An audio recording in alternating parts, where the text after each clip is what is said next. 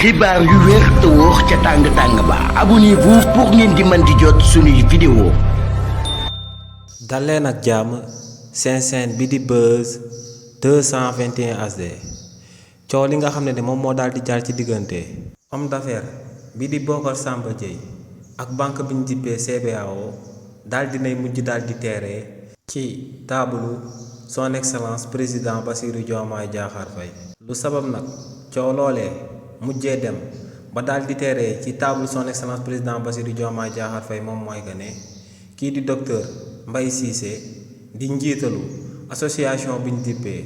association pour la protection des droits humains ñoom ñoo daal di bind ak bataaxal kii di son excellence président Bassirou Diomaye Diakhar Faye daal di koy xamal situation bu catastrophique bi nga xam ne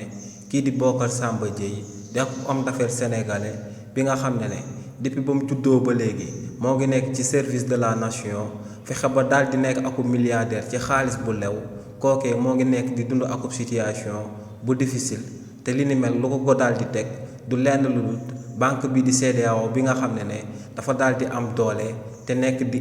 instrumentaliser justice réewu Sénégal. kii di docteur Mbaye Cissé ci bataaxal bu mu daal di fësal jëmale ko son excellence président Bassirou Diomaye Diakhar Faye daa daal di xamal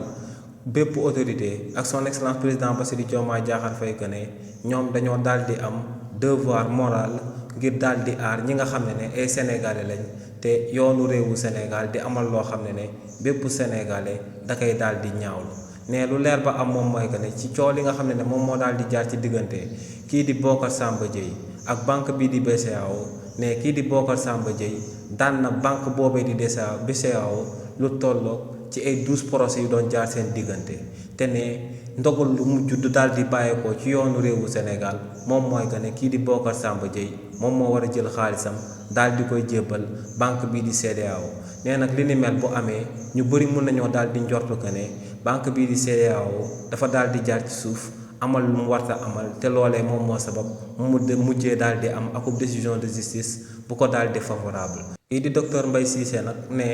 régime bu bees bi sëgam ñoom ñoo daal di oote akub jubal jubanti ne ñooñee dañoo war a daal di défendre sénégalais yi nga xam ne en réalité dañoo jaay seen doole ba am lu ñu war a daal di am nekk ay gor te ay banques yi nga xam ne duñ ay banque sénégalaise bàyyi ko bitim réew ñëw ci seen propre réew bugg leen a noot daal di nangu seen moomeel.